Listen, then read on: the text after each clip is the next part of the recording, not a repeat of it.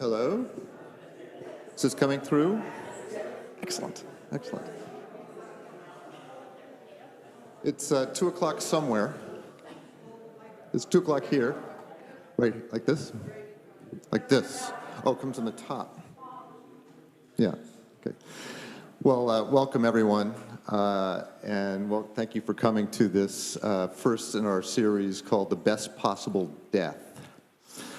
My name is Tad Staley, and I'm one of the coordinators among many of the Lane Lyceum, which is sort of an educational initiative supported by First Parish. I've got notes because I can't remember all this stuff. Lyceums date back to the 19th century. You may know that Emerson and Thoreau and even Abraham Lincoln spoke at Lyceums back in the 1800s.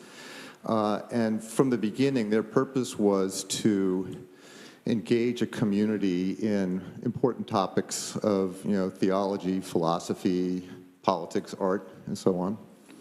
And so with the Lane Lyceum, First Parish is continuing that tradition. And recently we got a generous grant from First Parish, so we now are able to kind of step up our game a little bit. And as you may have seen, we're doing more, and we've got programs that allow us to sort of bring in really noteworthy and great people to help guide us through these important topics. And so that's what we're doing now. Last spring, you may have seen, we had well, let me start by saying, the Lane Lyceum is named for Ed Lane, who was a beloved member of this parish, and he had a commitment and a passion for social justice, equal justice, civil rights, and he made a big impact on not just this community, but a broader community, and his impact is still being felt. We invoke him all the time. The committee that runs this is called Continuing Ed, and we take that literally.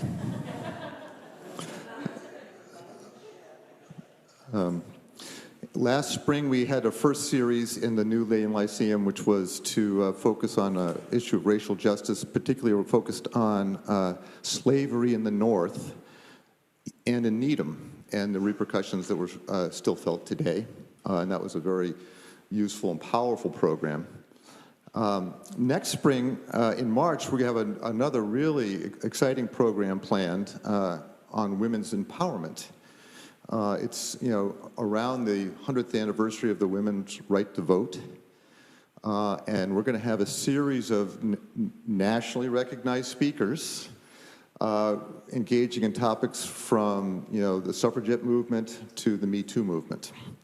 So we're really excited about that. That's coming together, and there'll be more information on that on the First Parish website, but also on lanelyceum.org.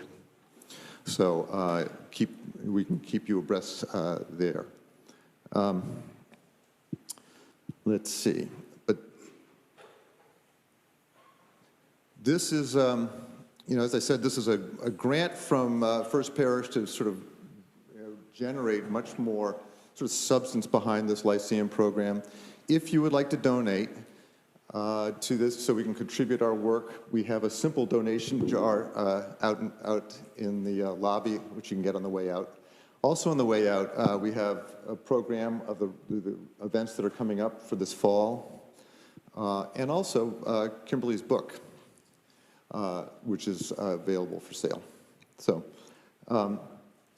So we're really excited to have Kimberly here. Kimberly Paul is a nationally recognized speaker and advocate for making the most out of your full life, including the end of your life. You can see her. She's in the midst of a national tour called the Live Well, Die Well Tour. She's got an active podcast, a book called Bridging the Gap, as I mentioned, which is out in the lobby. She's got a TED Talk, so a lot of interesting resources, and she'll let us know about more. Kimberly's going to talk today, and then have a follow-up session tomorrow evening, which she's calling Nuts and Bolts. So this is sort of going to be high-level, inspirational, and then tomorrow will be much more of a discussion about what to do about this, how to actually embrace this going forward. For today, we're going to start with Kimberly giving us sort of a grounding in all this. And then we're going to move to the second half. We've got 4 remarkable panelists who are professionals in this area. We have a palliative care physician, Dr. Julia Ragland. We've got Jessica Levins, who's a hospice care director. We've got Elliot Jakowski from First Parish, who's been an emergency room physician, as well as working on care programs for late life patients. And Wendy Page is a hospice chaplain. So we've got a remarkable panel. And so the second half of this, what we hope to have happen is they will introduce themselves, tell you a little bit about their work, and then we can open it up to questions, and that'll be moderated by Kimberly.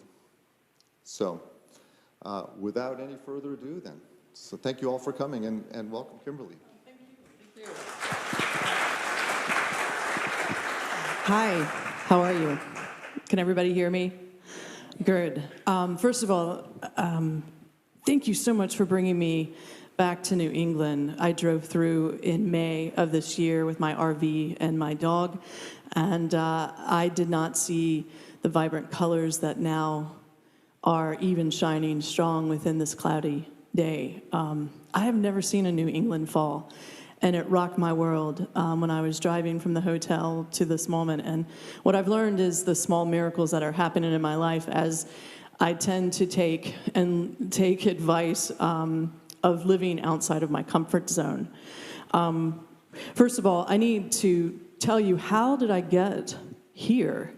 Not necessarily in Massachusetts, but in this whole sort of death positive movement.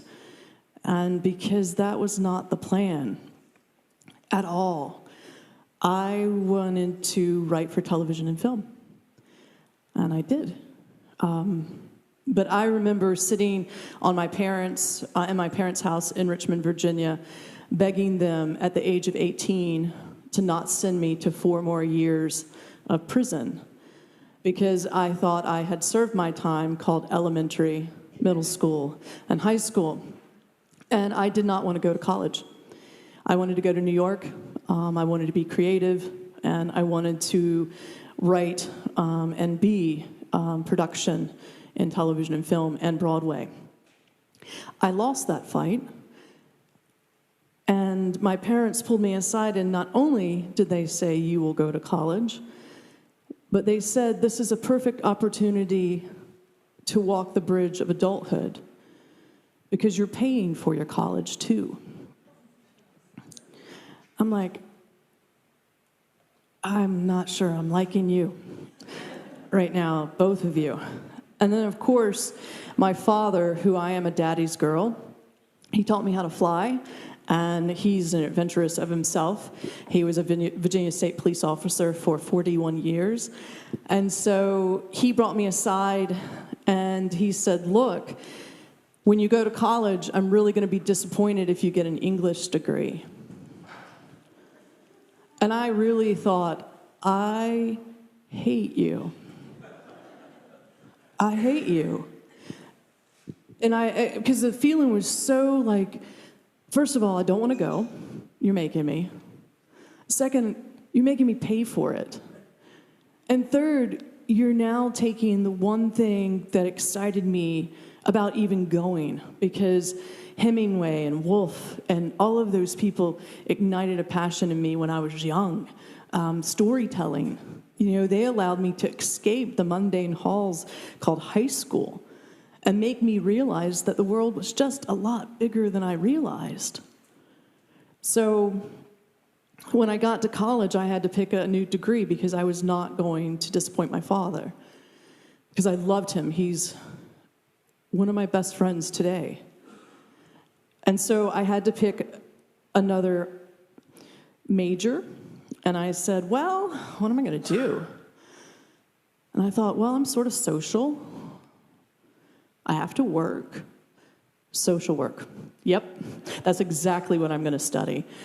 Let me tell you, not my kind of social at all. But what it taught me was how to be a good listener. It taught me how to take off my morals and values at the door of a house of someone I was serving, and to see life through their morals and values. And this is another thing they taught me, to never project what I think on someone else. And then they taught me a couple of tricks of the trade. They taught me like, well, if you are in a disagreement with someone, all you have to do is say, tell me more. Because they might just change your mind if you knew where they were coming from. And so I've used that several times in my life. So after college, it did not take me long to find myself in New York City. I found myself on a show that you might be familiar with called Saturday Night Live. Man, that social work degree sure did come in handy. Heck yeah. Wow. But the greatest thing about working for Saturday Night Live was it was this catapulting of creativity and script writing. And no, I did not work for Saturday Night Live in the 70s. I was 6. I get a lot of questions like, did you know Belushi? And I'm like, do I look that old? I work with Adam Sandler and Mike Myers, Dana Carvey, Janine Garofalo, Chris Farley. And man, what great experience it was. Does anyone know the name Gloria Monty? No? I love that because I'm going to introduce her to you. Gloria Monty was one of my heroes when I was about 13. You see, she was the executive director of a show called General Hospital. And she radically changed daytime television by the way she was telling the story. She wanted to tell the story from beginning, middle, and end. Just like a book read. She was an avid reader. And she did. And daytime television took off with a storyline she created called Luke and Laura, where the marriage of this fictional character ended up with millions of people, even gentlemen, watching this storyline. And I introduce you to her because as a 13-year-old girl, I'd never seen a woman as an executive director of a daytime television show. It was 1981. And it just inspired me. So what does a 13-year-old girl who wants the job of the woman she watches? She writes a letter to her, and she responds. So when I'm working on the Saturday Night Live set one day, and I get a phone call, and it's CBS daytime casting, and they said, hey, we're really interested in you coming over to cast for our daytime soaps. And I said, absolutely, I'll be there. And suddenly I found myself in the world with Gloria Monty. But something was missing after a few years. I was bi-coastal in New York and Los Angeles. We had 2 shows in New York, 2 shows in Los Angeles. As the World Turns, Guiding Light in New York that are no longer on television, and then Young and the Restless and Bold and the Beautiful. And do you know what I love about Young and the Restless? Is some of the people that I casted almost 25 years ago are on the show still. Crazy. But I love that. So one day I was in CBS. I was about 44 floors up above from Madison Avenue in Midtown, and I looked down. And do you realize that when you look down in New York City, people look like ants, like just scurrying off? And for the first time in my life, I felt like I was on some veranda looking over people. And I wanted to be amongst the people. So believe it or not, I quit. I wanted connection. And I went back, and I moved back to Raleigh, North Carolina. within 2 weeks and left the industry, I thought, for good. So when I arrived in Raleigh, and just to give you a little bit of background on me, I am not a serial dater, but my high school friends and my college mates were. My college mates in college would date so many guys that I could not remember the name of the guy that they were dating, and I would call them like the guy that was 3 weeks ago. And I all growing up, I'm like, why do we have to change our name? Why does the girls have to change their name to the guys? So this is kind of the background of who I am, right? Well, I get back to Raleigh, North Carolina, and something happens. I fall in love. And the girl who thought she never wanted to change her last name was like, oh man, I want your name. His name was Rob Apple, and he was a Garner police officer, and he went into the FBI. And the crazy thing is when we found out he was going into the FBI, I got a call from Wilmington, North Carolina, saying, hey, I hear you're back in North Carolina. And I'm like, yes. We're doing this small show down here in Wilmington called Dawson's Creek. Would you be interested in coming down? And I was like, Kevin, is this the show about your childhood? He goes, yes, it is. And all he had to say was beach. And I was like, I'm there. So as Rob headed to the FBI Academy, I headed to Wilmington, North Carolina. And when I arrived there, the whole production was on hiatus. And that's when people take a break from filming. And I thought, you know what, my grandmother just died of breast cancer. And an organization served our family. And so I thought on this 4-month hiatus, I thought, I want to volunteer for them. Because, you know, they're always needing volunteers. So I looked up the local hospice, and I said, let me go down and see if they need volunteers. So I arrived at hospice, and a nice burly hospice nurse said, by the way, you're pronouncing it wrong. And all I could think about was, good tip, good tip. So she escorted me into this room, like it was a boardroom, and there was like 13 people sitting around this table. They didn't even know I was coming, and I was like, hi. And they're like, yeah, sit down. And they started hammering me questions about being a volunteer. And I was like, after an hour, I was like, man, these people at hospice really take their volunteers seriously. I mean, way too seriously, in my opinion. And then someone noticed my face. And they stopped and they said, you do know this is a job interview. And with my formal training, I said, well, tell me more.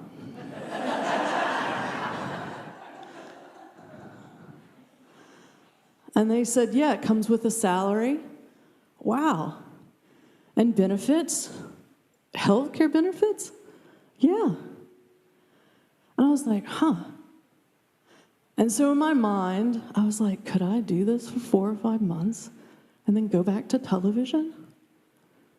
I was like, yeah, none the wiser. Who cares?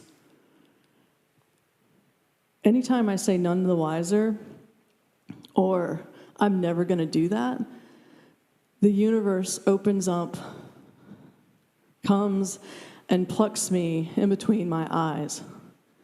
Because those 4 months lasted 17 years. And I never went back to television. You see, I do believe I'm a journalist. I was born a journalist, and I think all good journalists follow the good story. And what I was finding was these rich stories about life from people who actually lived it. And I was sitting at the bedside as now the volunteer program manager overseeing the volunteers in all 5 of those counties that we served. And when I became part of their staff in 1999, we had 50 patients. And in 2016, when I left, after 17 years, we had 850 hospice and palliative care patients. We grew to the second largest nonprofit in the state of North Carolina. And I was so amazed of how we went from about 40 staff to over 400 staff with 5 full-time physicians on staff and a complete palliative care with 7 physicians working in acute settings with 3 hospice inpatient care centers. But something happened. I had that feeling like I did back in New York, like something was missing.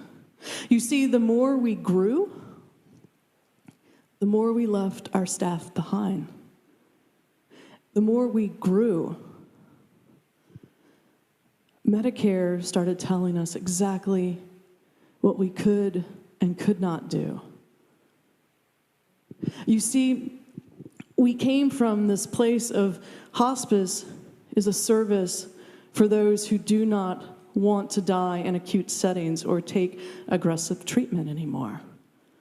And suddenly, the creator of hospice, Dame Cicely Saunders from England, she created this service to conform to the patient and family at the end of life. And here we were in America after 17 years of being in the hospice industry, or field, I should say. Industry sounds too business. Field. Suddenly, it became about money. And suddenly, the patients and families had to conform to a reimbursement stream. And it made me angry because I was seeing us discharge 102-year-olds because they did not fit the guidelines called the conditions of participation, called the COPs. And I'm like, there's something wrong here. There's something not right. So I decided to leave because I was arrogant, but I thought I could save hospice from hospice. Because I thought that this was not the same philosophy that Dame Cicely Saunders had. And we needed to reclaim it. And then I saw people who were born to do this job in hospice and palliative care. 5-star employees in the business world, we would call them, walking out the door because of compassion fatigue. And I'm like, who's going to serve me?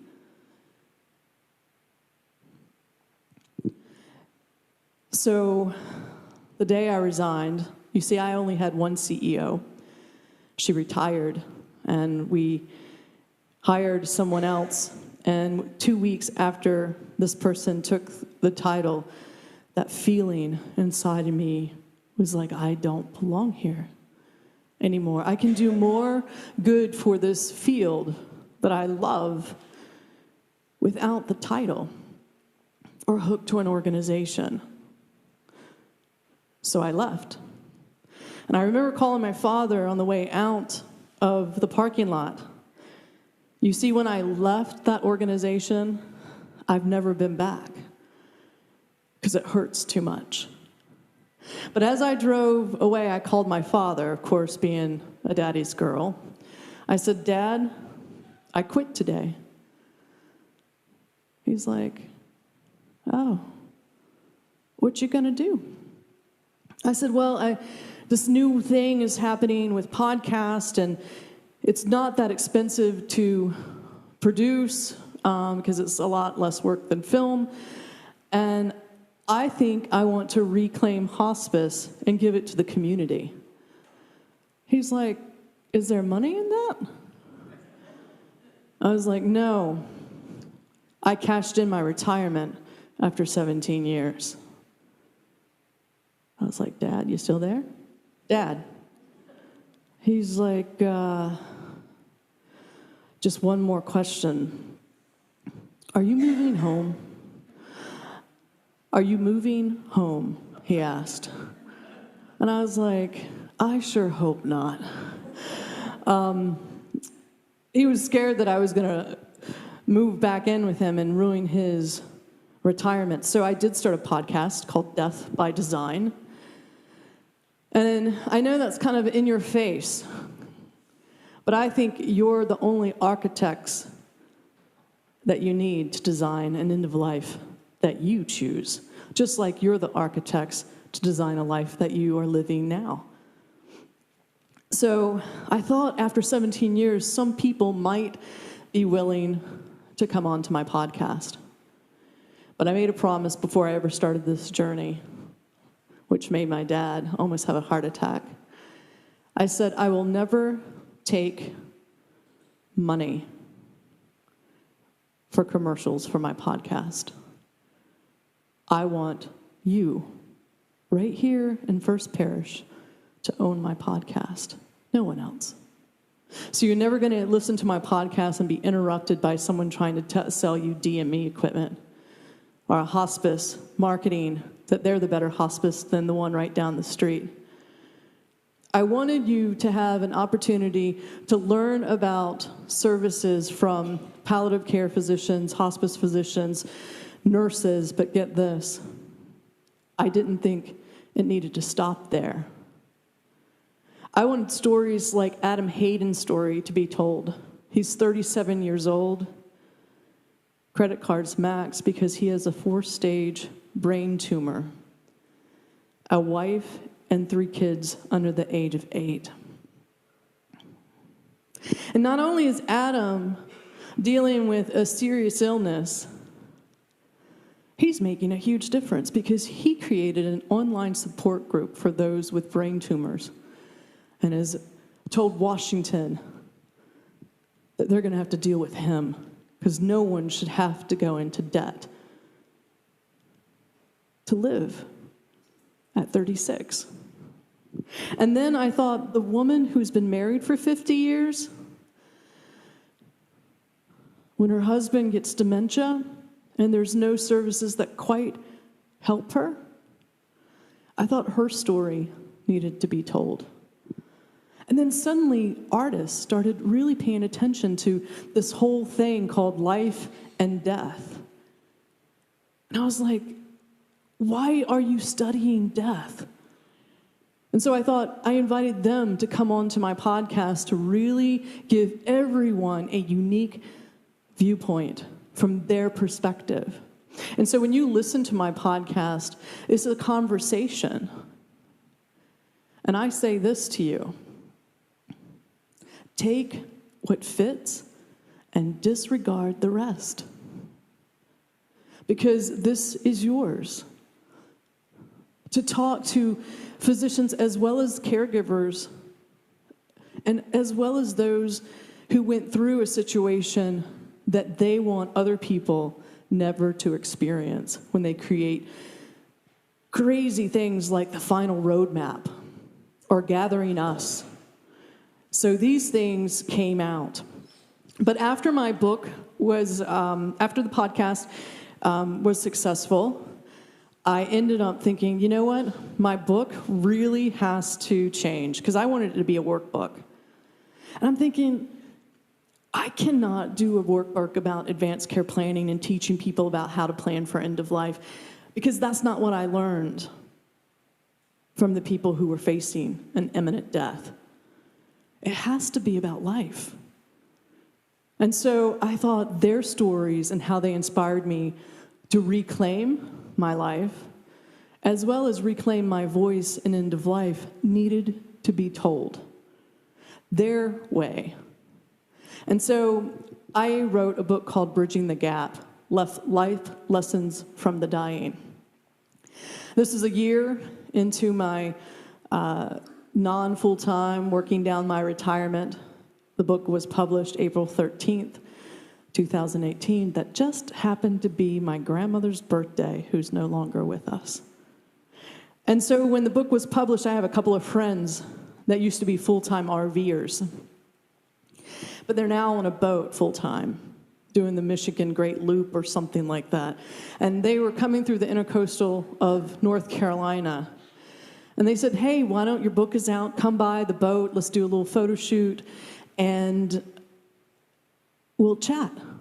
I was like, yeah, sure. Because they had a book out called Driving Miss Norma. Anyone familiar? My book is better.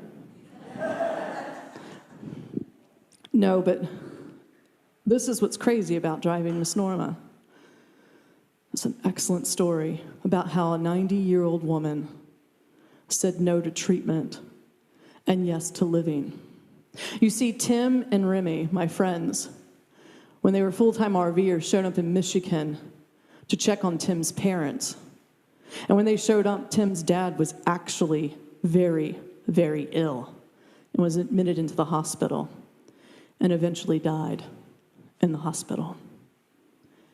And Miss Norma, while her husband of 57 years was dying, was down in a scan, and she was told she had 4th-stage ovarian cancer. And the doctor started talking about treatment plans. And Miss Norma says, no way. I've lived a good life. So when Tim and Remy took Miss Norma back at home, they had the funeral. They were sitting down, cleaning up the house. Tim's like, Mom, we live in an RV. Do we need to look at assisted living places, or do you want to come with us? Guess what she decided? She said, I'm going with you. And do you realize Remy had this great idea that why not do a Facebook page called Driving Miss Norma?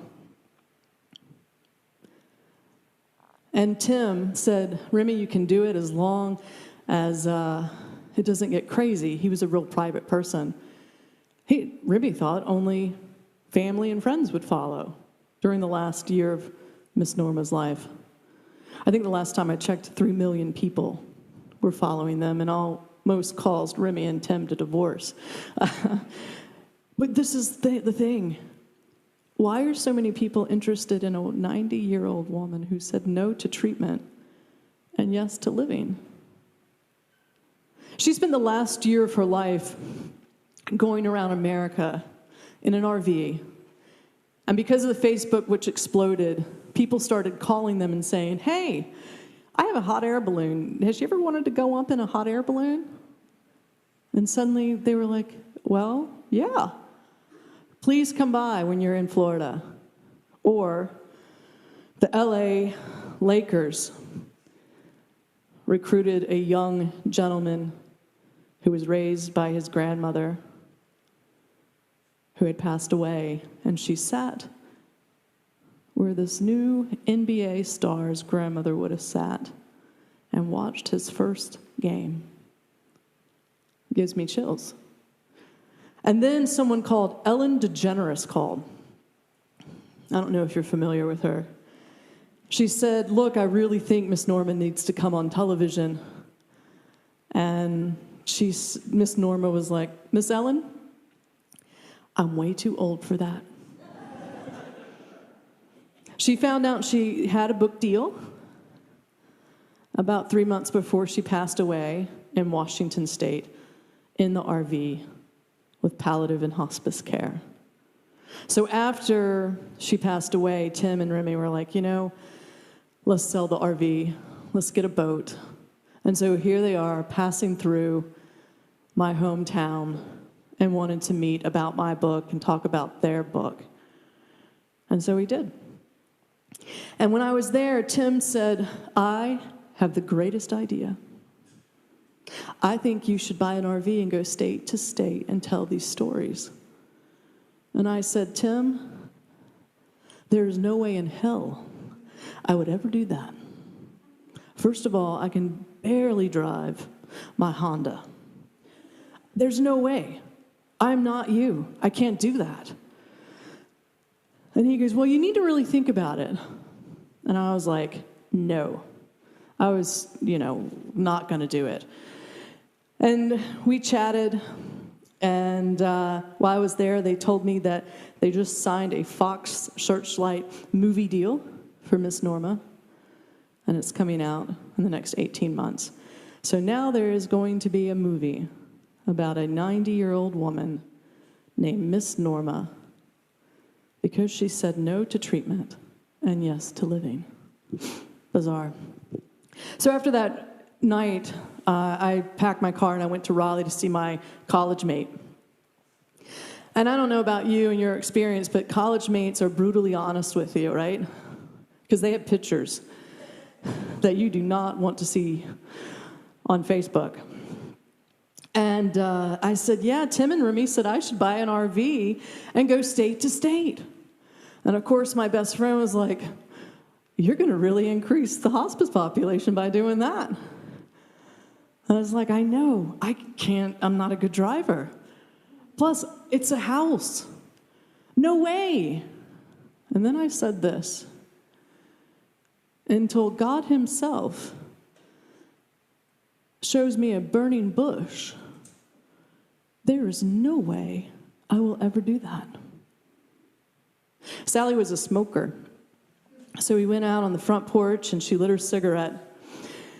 And we looked over and there was her neighbor standing in front of an azalea bush with a can of lighter fluid, spraying this bush.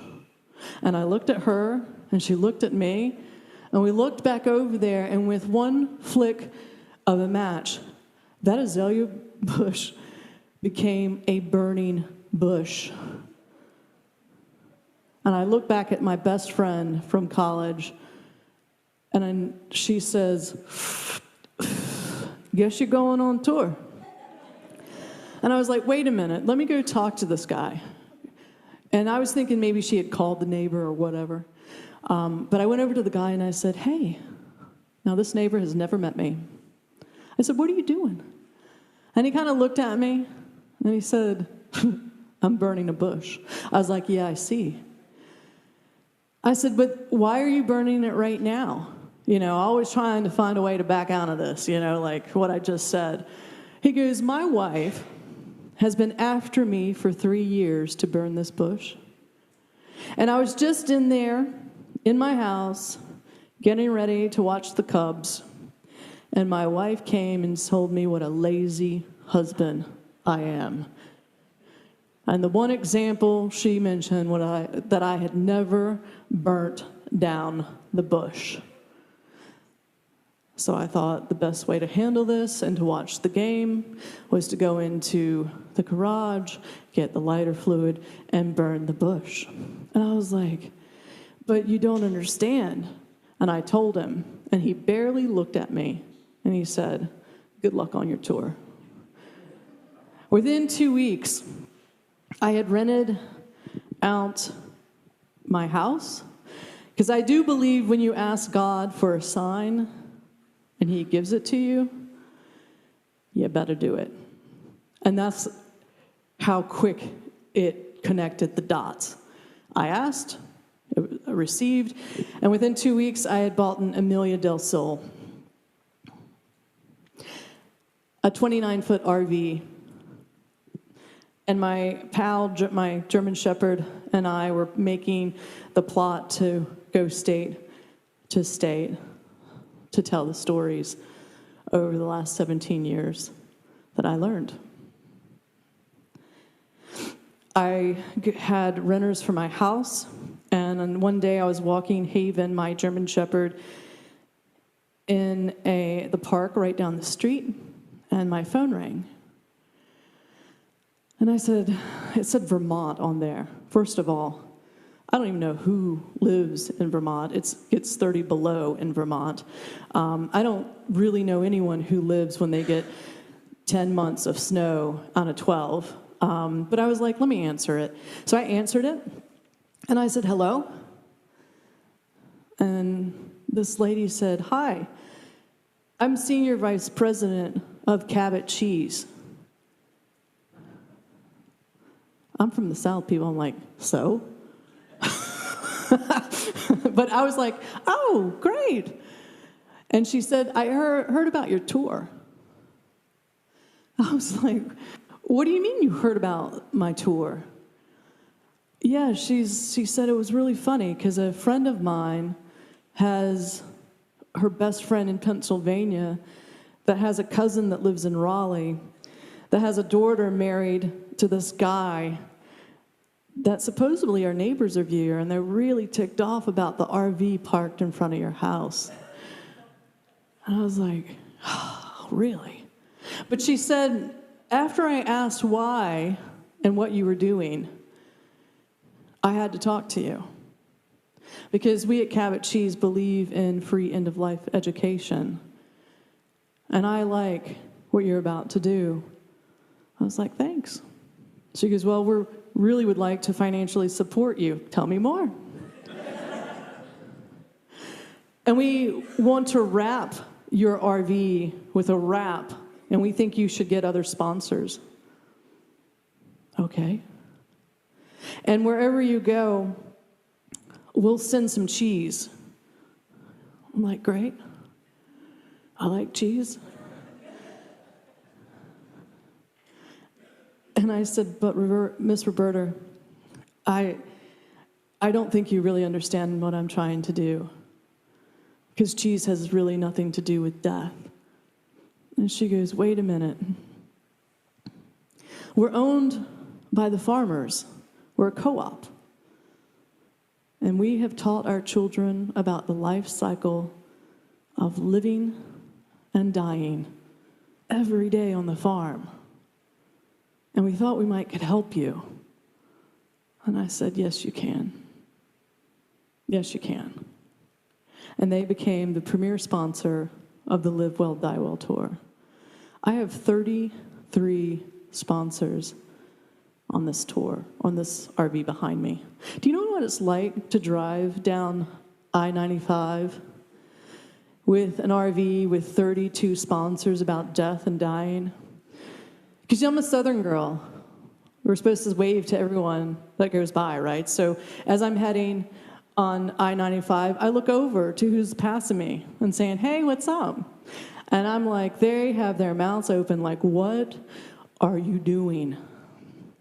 No one cuts me off, though, which is fabulous. And another great thing is, with all great adventures, you need a sidekick.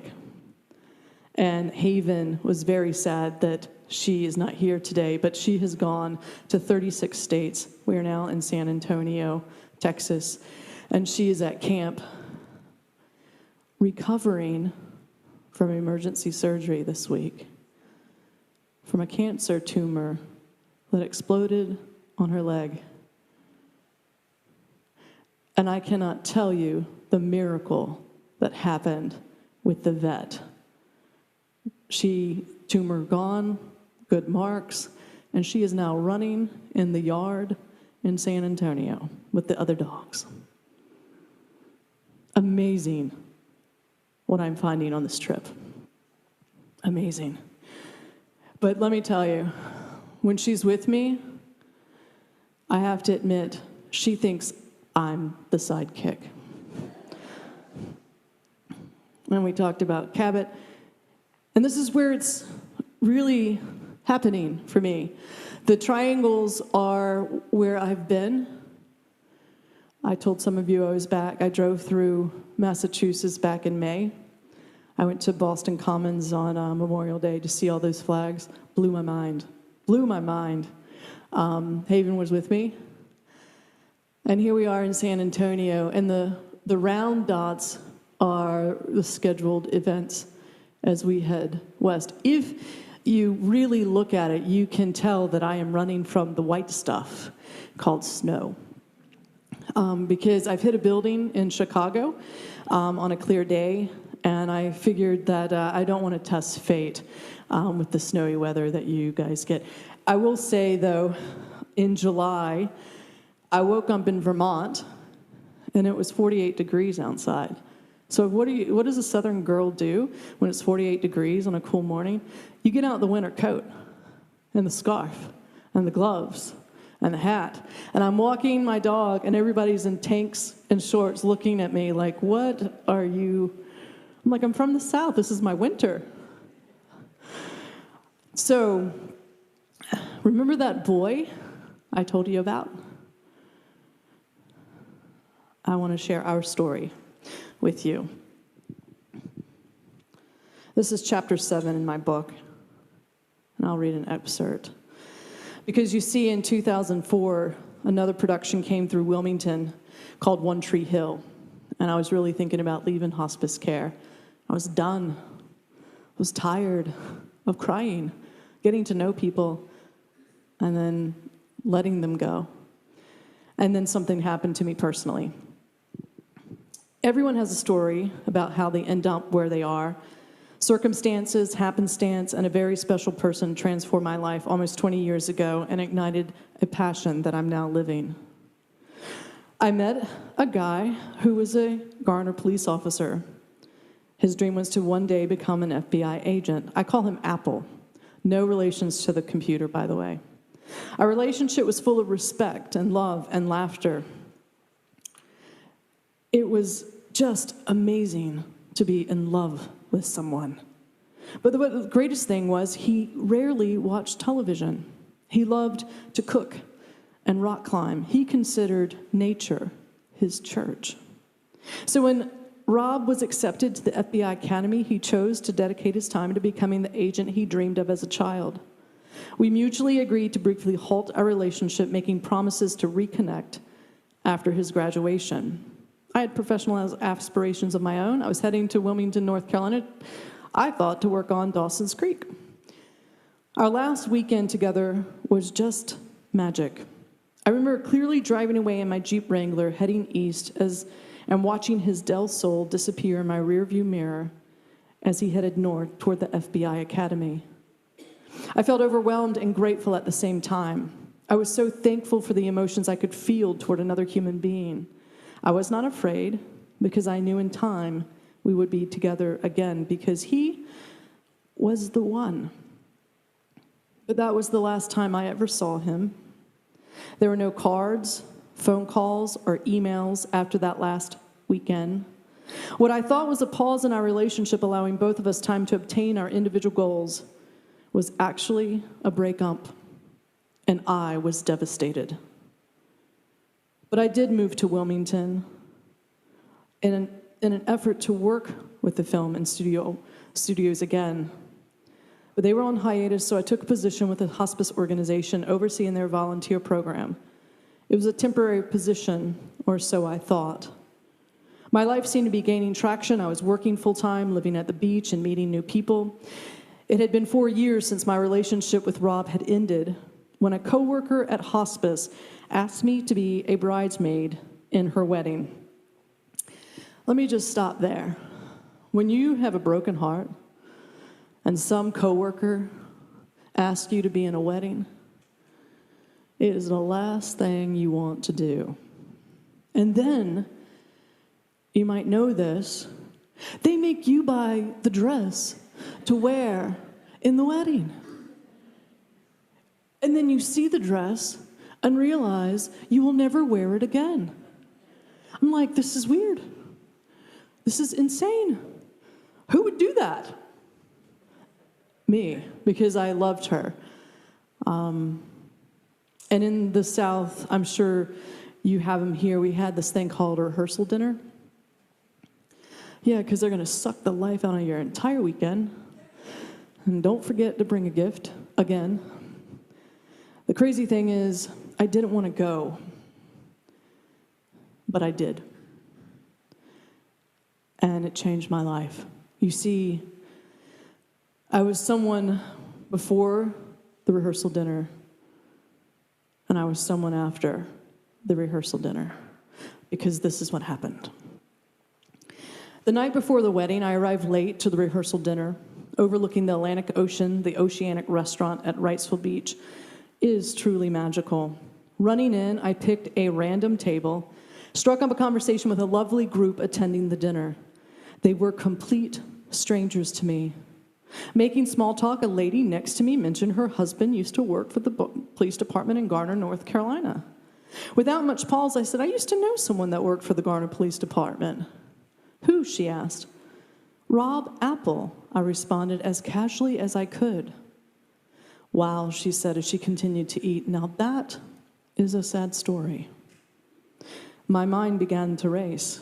I chose not to say a word and let her share her next thought. He died, she said. He was in love with this girl in Garner, she continued, and broke up with her and never told her that he had cancer. He died in hospice care only 18 months later. Of course, I was completely paralyzed. I don't recall much after that moment, but I knew I managed to reach out and grab that woman's arm, look her straight in the eye, and say, "You're talking to the girl." And that is how I found out that the love of my life had died. So here I am, and guess what I had to do the next day? I had to stand up in that church and be in that wedding. And you know how they stand all proper, like with their little flowers? I was like this. And I was crying because I was so in shock. But as they exchanged their vows up there, I knew what I had to do. I had to find his parents.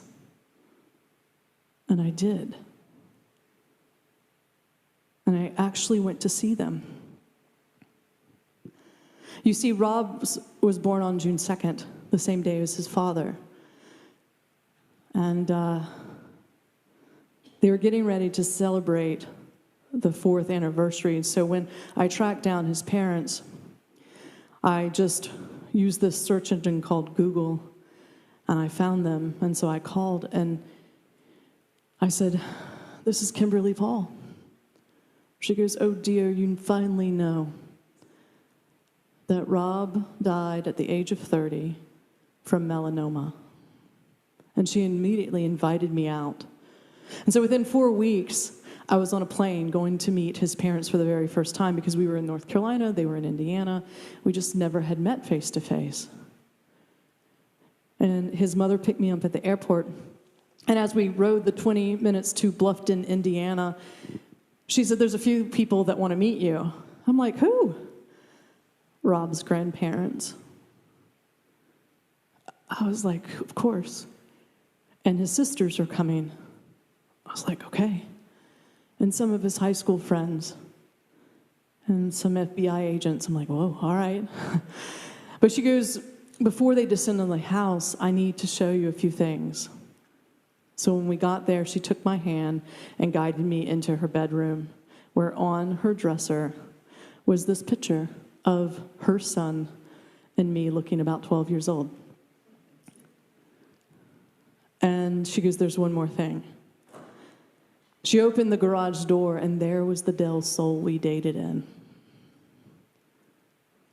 And I don't know about you gentlemen, but us women, there's something about the car, because things happen in the car that we think is romantic, and it keeps with us. And I think you know what I mean.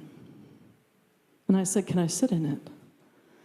And when I sat in the car, it still smelled of him. It's like I wanted to close my eyes and wake up. And so after about 20 minutes, I went back in the house and I said, "Miss Apple, you're going to have to tell me why. And I'm okay if he didn't love me. I want to know why he didn't want me involved. Because I loved him." And she goes, "What did you tell him when he worked the night shift at Garner Police Department?" And I said, "Lynn, I'm a very chatty human being. I said a lot, most likely." And she said, "No, there was something specific." And it came to me.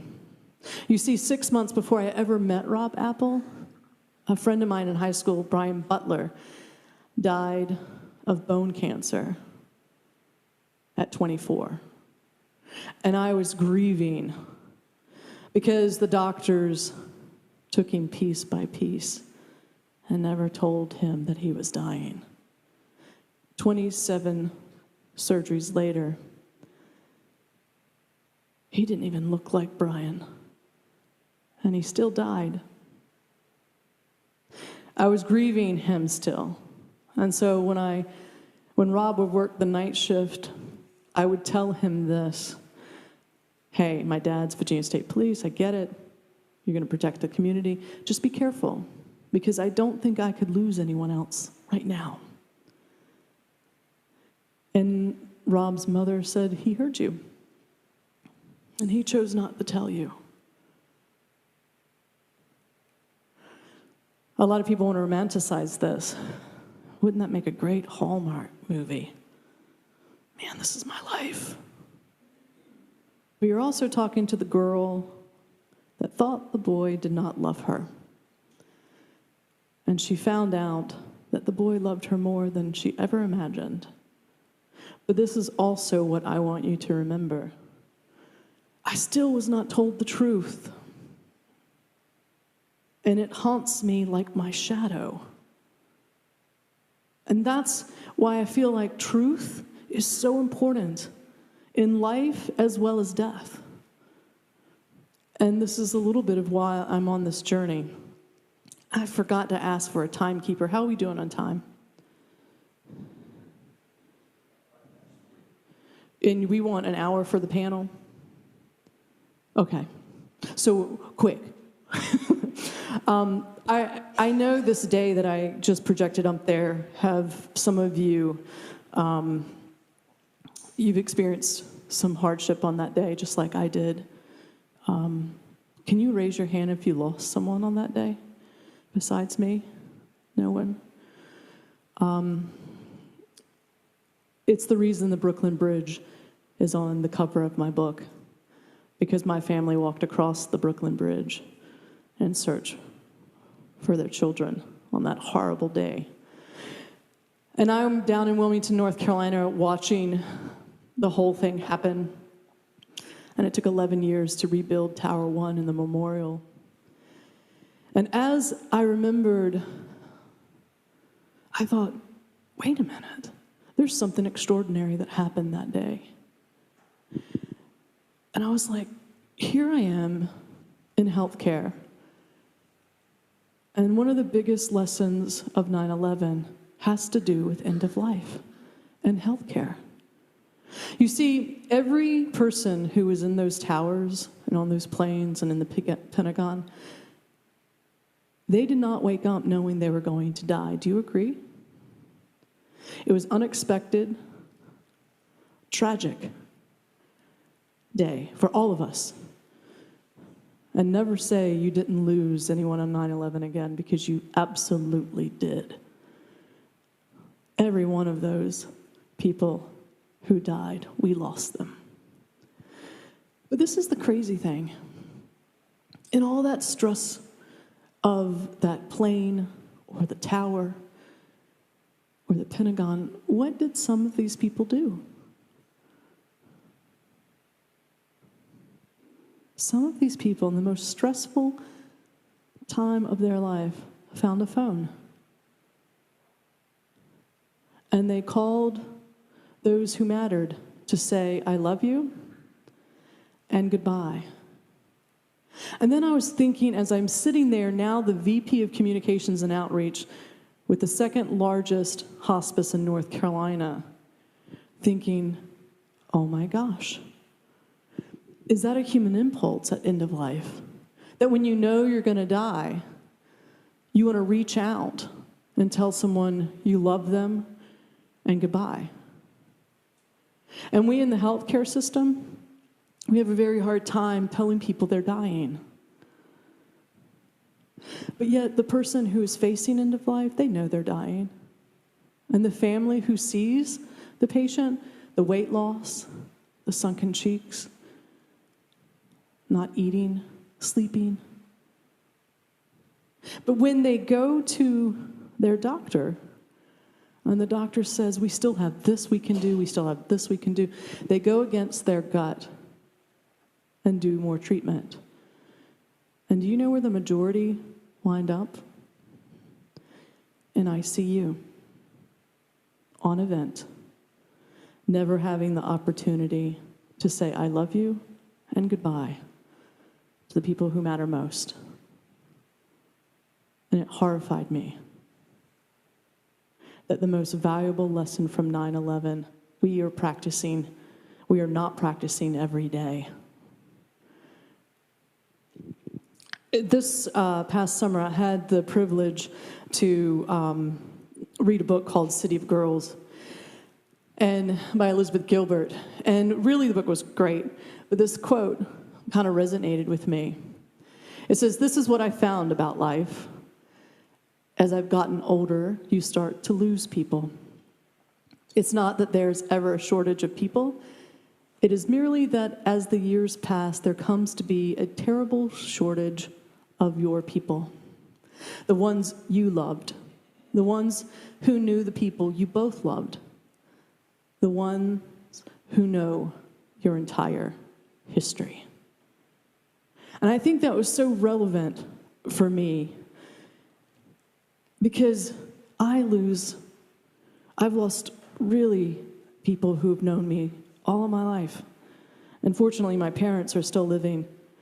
But this is the crazy thing, is that as I travel from state to state, there's something about death and grief that connects us. I was coming out from I-95 from Florida, and the RV completely stopped working, lost all electricity. And I was on the left-hand side of I-95 North. And you know when you lose electricity in your cars now? No gas.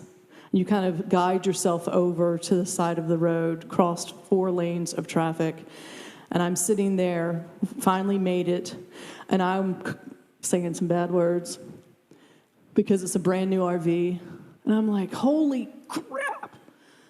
And then I realized I'm alive. My dog's alive, and this could have ended a lot worse. And I said, let me just call the tow truck driver. So what do you do on the side of I-95 in an RV waiting for the tow truck driver? You make coffee and watch Young and the Restless. And so I did. And then there was a knock on the door, and I opened it, and there was this 300-pound tow truck driver. And he was crying. And all I could think was, are you broken down too? That's all I could think about. And this gentleman stood there and said, I recently just lost my grandmother, who I called Mom. And so I invited him into the RV, and he sat down, gave him a cup of coffee, and he sat there and told me the entire story, how his grandmother became his mother. And as he towed my RV to the Ford dealership, and I was behind him in my Mazda, when I got there, we kind of like ran into each other because I was like, could you climb the back of my RV and write a note to your mom? Because I have to take her with me. And he was like, sure. I also want 5 books. I'm like, sold. But this is the thing. What would have happened if I was angry when that tow truck driver came? I would have missed an opportunity for connection. Do you realize on top of my RV now, there are over 400 names that throughout the 36 states that I have driven through have climbed the back of my RV and wrote a message to their loved ones.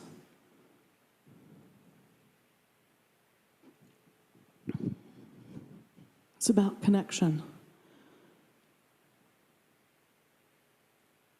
And what I'm finding on this crazy journey, because a lot of people say, why are you doing this when you never wanted to drive in an RV? And I'll be quite frank with you. I want to reclaim death from the medical community, because death is not a medical event. It's a human event. And I also want to reclaim it from Washington, D.C. You see, I want more funding and less regulations at end of life. And I believe that we can make it happen together, just like John Stewart did for the 9/11 rescue people. So on March 4th, 2021, we will have a congressional hearing so that your stories will be told. That CNA who makes $9 an hour can tell her story. And the caregiver who has no services for her husband who has dementia can tell her story. And maybe we can change things, even though I know this is the beginning of a very long marathon, because I heard in Washington, I heard about they don't like to change in Washington, D.C. But this is the thing.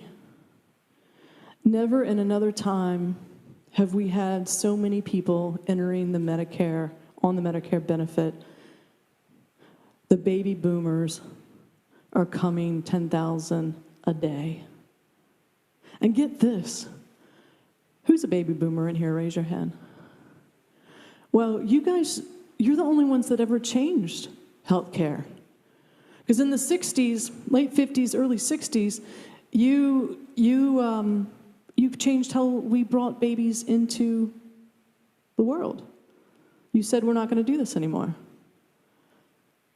And I believe we have a chance to change how we go out, because you are going to demand it.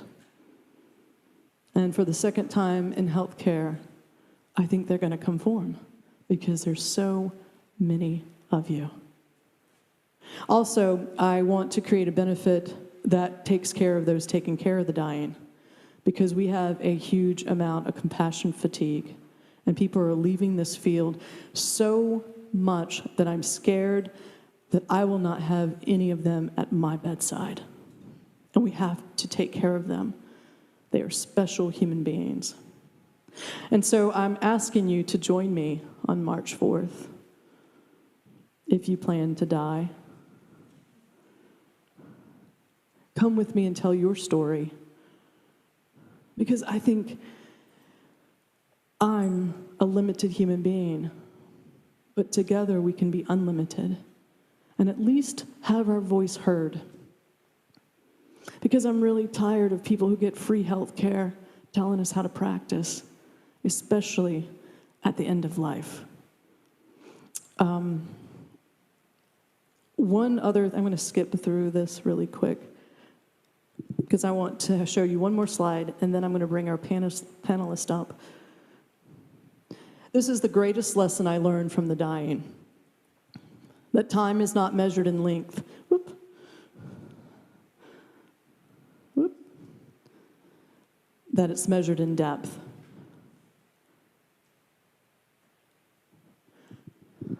Showing up in someone's life is so important. It's so important to show up even at the end of life when we're uncomfortable and want to look away. And I think that's why it's been so powerful to be on the road in these RV camps. When I come in with my 32 death logos into an RV campground where they're cracking open a brewski and they're just like watching me drive by. And they come by and they say, "What are you doing?" And they sit there for a couple of hours and tell me their story, because they know I'm not going to look away, because I have a story too. And I believe all of us do. This is what's important. Tomorrow night is the first step of making sense of how to create the framework, the nuts and bolts of how to implement a good end-of-life plan. Because this is what I know for sure. You don't know what you don't know until it's way too late. And you're in an emotional crisis, and you're not making good decisions. That's what my dad always said. Like, when you're emotional, you don't make good decisions. I believe that's true. So tomorrow night is going to be really important for you to come back, and maybe you have it all done. But maybe you have this one other thing that you learned that you might want to apply it. But I also am going to put color into death, because the paperwork is important, but it's not the only important thing. How can we make it our death? I want Barbra Streisand playing, I don't know about you, but how do we make a death that we can lean into? And really, we're also talking about how we're living and normalizing this whole death and dying conversation. I would like to bring up the panelists now. And while they come up, we're going to sit in the chairs. Does anyone have any specific questions about my tour? No? Does anybody want to come with me in my RV?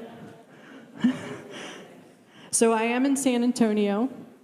I just flew up yesterday. And I am going this week. I'm in Boston.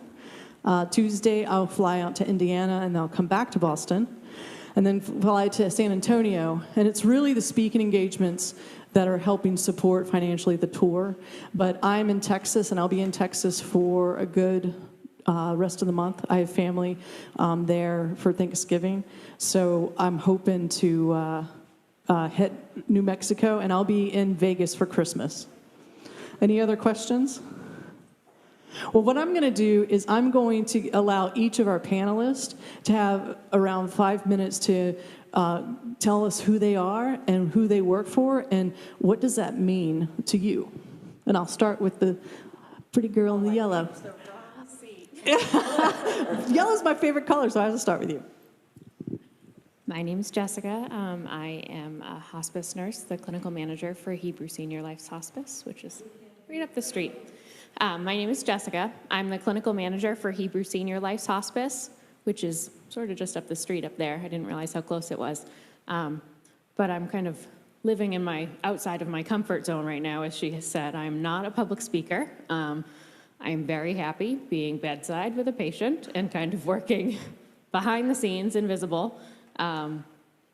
But I was asked, and I thought, sounds interesting. Let's give it a try. And so you run the place over there? Oh, well, no, I mean, I help, but I don't run it. But I think it's teamwork. We work as a team with a chaplain and a social worker, and we have 2 social workers, actually, 4 nurses, a clinical director. I'm the clinical manager. We have an executive director as well. We work with the home care team. We have a physician who's wonderful, and we have about 42 patients in the community. In the HSL, the Hebrew Senior Life communities, so their assisted living, independent living, their facilities, and then also in the community at large. So, yeah. Oh, cool. Thanks for coming out. Thank you for having me. Definitely outside of my comfort zone, but thank you. We'll give you all the questions. Awesome. Trial by fire. I'm Wendy Page. I'm a Unitarian Universalist minister, formerly a software geek at IBM. But in 1995, I was diagnosed with stage 3 ovarian cancer and had a recurrence 6 years ago. So that has informed why I transitioned into, I didn't know how much time I had left to live, and I wanted to do something more important than working for a multinational company. I have 2 jobs. I work both in hospitals doing chaplaincy, and I also work in hospice. And I find in the hospital setting, the kinds of conversations that are happening, there's so many patients, their families, in the medical profession. Any one of those can be in denial about where the patient is. And a lot of chaplaincy in the hospital is nuance, trying to accompany people as they're realizing that end of life may be sooner than they think. And sometimes it's very abrupt on the cardiac floors. Hospice, in a way, is easier because families and the patient have at least an inkling, have acknowledged that hospice is needed. And I have amazing experiences accompanying people and their families through that journey. Thank you so much for coming and leaving IBM. Hi, my name is Julia Ragland. I am a physician at Newton Wellesley Hospital. I started my career actually in primary care thinking that I would have the opportunity to really take care of people, the whole person, through their journey. And unfortunately, with our system being the way it is, you have 15-minute appointments, and it just did not fit the bill. Became a hospitalist, which is not hospice. Have been working in the hospital setting now for almost 20 years. And what I found in hospital medicine is that we care for people with chronic progressive illness, and often we were sort of patching things up and sending them on their way and then seeing them get caught, many of them in the loop of being in hospital, rehab, hospital, home, and they were suffering, and they continue to suffer, the patients, their families, and the healthcare providers alike. Everyone could see where things are going, but no one's talking about it. Really the elephant in the room. And it's very distressing, continues to be distressing, how fragmented our care is as well. I had an early experience with palliative care when I was at Beth Israel Deaconess Medical Center in Boston as a hospitalist, and then moved to Newton Wellesley Hospital where we had no palliative care. And what I found is that palliative care really helps support the frontline providers, how to have effective conversations with people about where things are really going, how to listen better and hear what matters most to them, and how to navigate that transition from the most aggressive medical care to shifting the focus, and it tends to be gradual, to minimizing suffering and avoiding treatments and interventions that make the suffering worse. And so I started the palliative care service 10 years ago at Newton Wellesley Hospital. We work with a team, nurse practitioner, social worker, 2 physicians. We're about to grow and add several nurse practitioners. We work in the hospital setting. We've just started some outpatient palliative care. And I think a critical thing to understand, and I would echo what you just said, is that our team are specialists. We get called in the most challenging cases where people are not on the same page, there's conflict, the doctors, all the doctors may not be on the same page.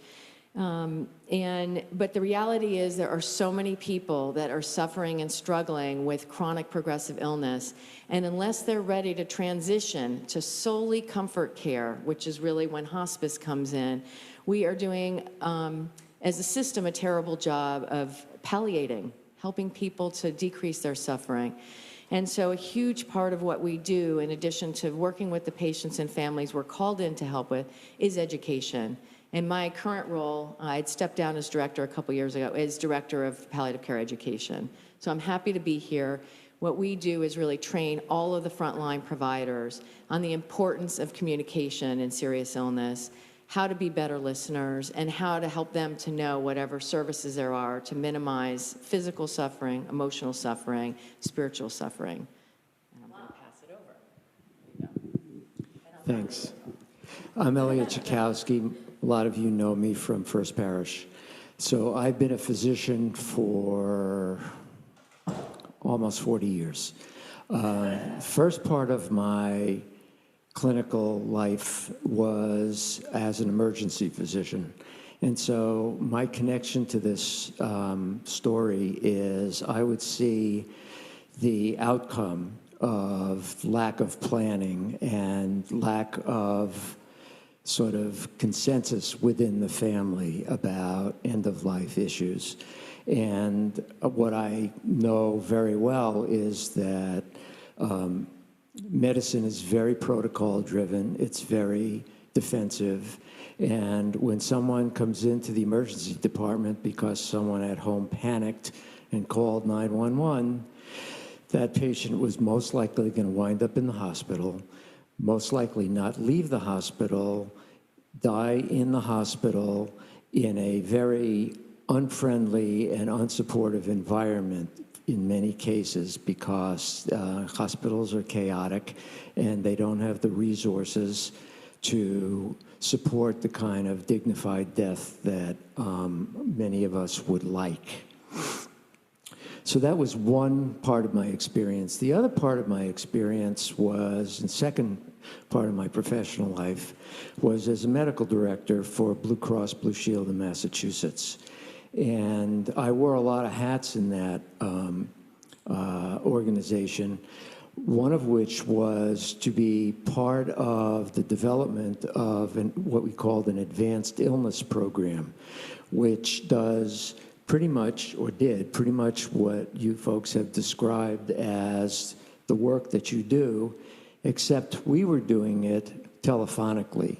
So we developed a case management program where there would be nurses on the other end of a phone, and we would contact patients and try to engage with them and engage with their families and basically help them to have the conversations. So one of the most critical things is to get everybody on the same page and talk about what do we want as the experience, the end of life.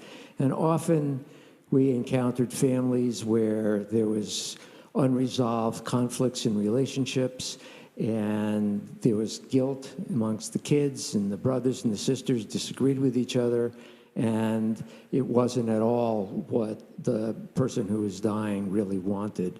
So we facilitated that kind of conversation. The other thing we did is we really tried to teach people how to talk to their providers, because at least in those days, things have changed a little bit, I think. But in those days, people went into a specialty like oncology to save lives. And when someone died, they considered it a failure.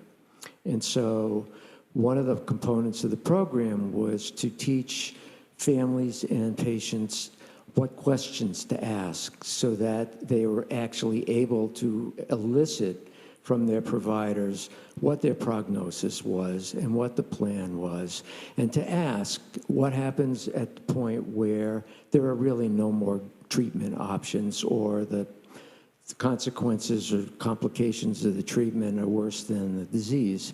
And so that was a way of patients and families taking control over the dying process. And there were many steps, many pieces of work that people need to do when they go through that, getting their story told, resolving their religious beliefs, resolving the conflicts in the family, saying goodbye. These are all pieces of work that don't get done when people don't plan and all get on the same page.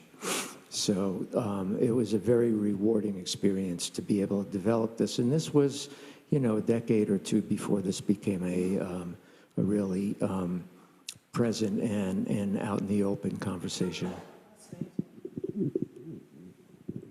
And the one thing I just want to reiterate is I believe those in the majority in the healthcare world are not liking the culture either. This is not where medical community is bad.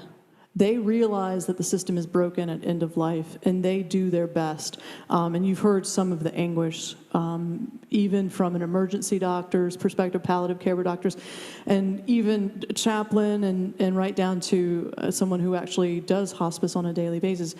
But this is your opportunity to ask some questions. And I believe you think about some questions, but I'm going to start off with really the most important myth is palliative care hospice. And I think I'm going to give that to the palliative care doctor because, a lot of people are very confused with the end-of-life literacy and the words. So what do you think? Can you help me explain what is different from hospice and palliative? Unfortunately, I don't have a slide of this, but I think of palliative care as a giant circle where we are caring for people with serious illness. And then there's a smaller circle in the middle, which is hospice care. Because the reality is that hospice is palliative care. It's minimizing suffering. It is defined by an insurance benefit where people have to be ready to forego life-prolonging treatments, and they have to have a physician who certifies they have a prognosis of less than 6 months. But Oh, yes, the hospice and another physician, exactly. And, but now we have so much progress in medical care that people, it's very difficult to prognosticate. People can live a whole lot longer than 6 months with serious illness, although we never know. They could die sooner, they could live for years. So you have providers that are uncomfortable saying they have a prognosis less than 6 months. But more than that, people really do want to live as long as possible. And so we have people that want to continue life-prolonging treatments, but there's no one really focusing on the suffering that they're experiencing along the way. And so palliative care is really focused on maximizing that quality of life as they continue those life-prolonging treatments. And then knowing when and helping people to know when a transition to solely palliative care, hospice care, fits in best with them. Anybody have any questions about that? You do? Sure. Any questions, happy to have. Please stand up.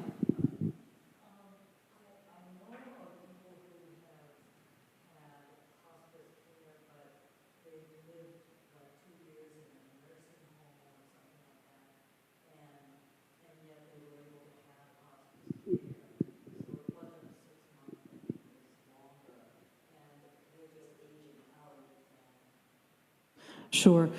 So the question is, she has had some friends that, even though the hospice benefit says it's 6 months or less, she's experienced that some of her friends have had longer stays, up to 1 or 2 years, and I'll give that to you. So it is really confusing, but 2 doctors have to certify, read the records, and decide that in all likelihood, if the disease runs its natural progression, that the patient would likely pass away within 6 months. However, every benefit period, the Medicare benefit, it's very insurance kind of driven, is divided into 2 120-day benefit periods, and then subsequently each is a 60-day benefit period, 2 90 days and then 60-day benefit periods. And a doctor has to look at your records, talk to the nurse, and sometimes go out and see that patient at every period, where then the hospice has to sit together and do this lengthy recertification process. So there's a lot that goes behind the scenes. But yes, there are patients that are on hospice for years. And as long as the doctors agree that their disease is likely to take them within 6 months, they continue to stay eligible. Unfortunately, sometimes we call them hospice graduates, and that's always really hard, where we have to discharge them, but we know that that's just purely a Medicare thing. We can't keep them on, we'd like to, but their disease isn't where it's not showing progression enough for us to keep them.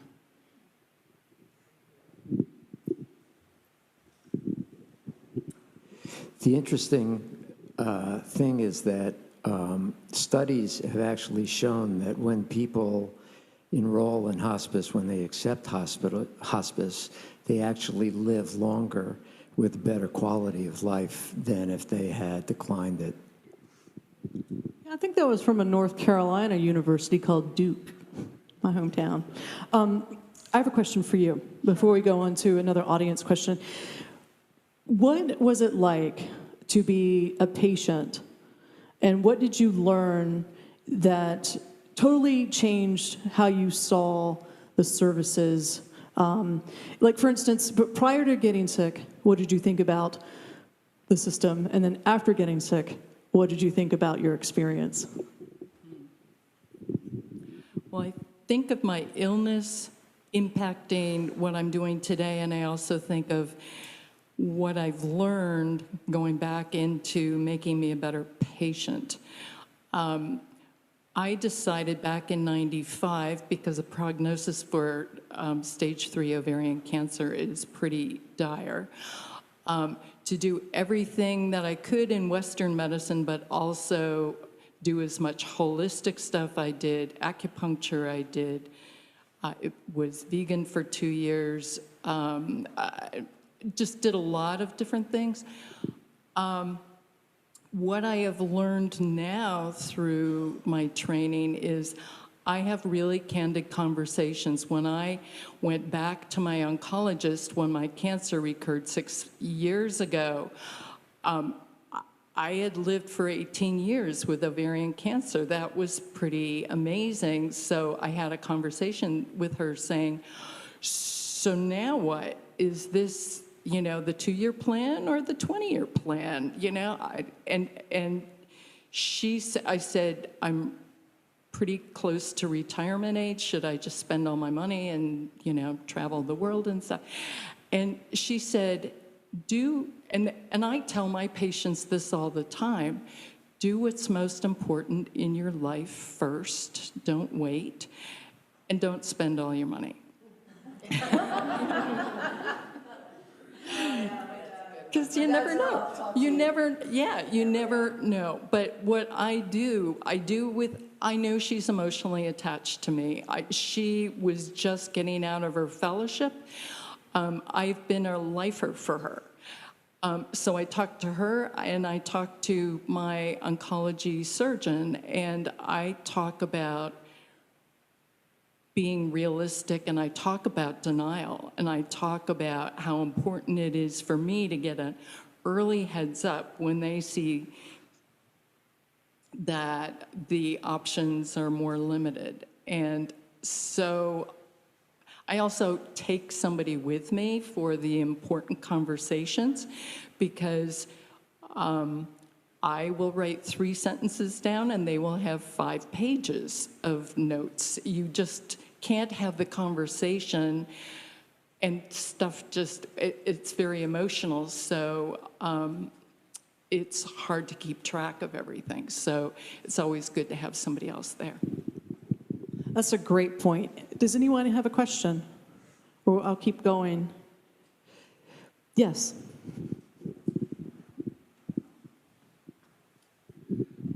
I'm interested in essentially where you mentioned the doctors are motivated to continue life when a patient and or their family may realize that's futile. And how do you negotiate that when a patient may know more than the doctor and the doctor is all for the next treatment?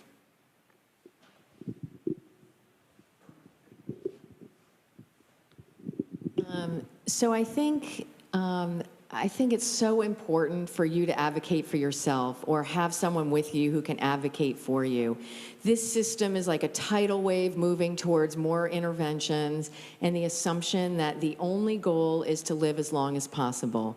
So we are working hard inside the system to educate all of the frontline providers, because they've all been trained in this system, and so they don't know any better. They think doing more is the only thing and the best way.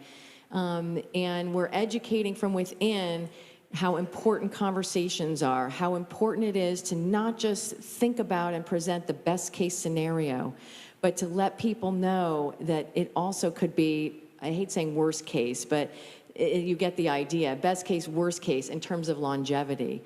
And so trying to hold with people, yes, I am hoping too that you get, this much time, that you have years, and that our treatments are effective. But at the same time, we have, just half of the people do worse than the average, and we need to prepare for that possibility. So having, a voice, and some people just don't want to talk about it. I mean, they never will talk about it. But for those who want more information, who really want to know what all of their options are, not just the treatments, but also what would the option look like of not continuing hospitalizations, chemotherapies, surgeries. That can be so helpful. And even though we're training a lot of people, it's going to take forever to see the kind of change we would like to see. And I think, to echo what you said earlier, Ellen Goodman, who started the Conversation Project, who has basically, she says on her speaking about the reclaiming, everyone individually needs to advocate for themselves for change, just like they changed the birth experience, and that's why you're all here, so I applaud you for doing that. But not enough people speak up to the healthcare providers and ask the hard questions. And I think, just think about as providers, what are their other goals? What are we preventing these people from doing in their lives? And to recognize that listening is a procedure and having communication skills is something that we need to train, just like surgery. So I don't know if you guys know this, but no one's getting out of here alive. All right?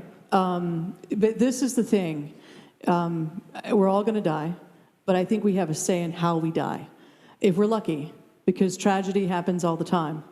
And I wanted to ask this fine ER doctor here, is I know you have experienced where, there's worse things than death. And that's where your quality is almost like your fingerprint. Your quality is only defined by you.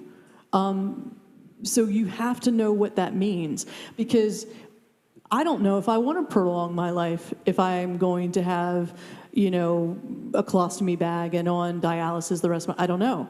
But I would like you to kind of chat about what you've seen when we don't acknowledge in the ER that we will one day die.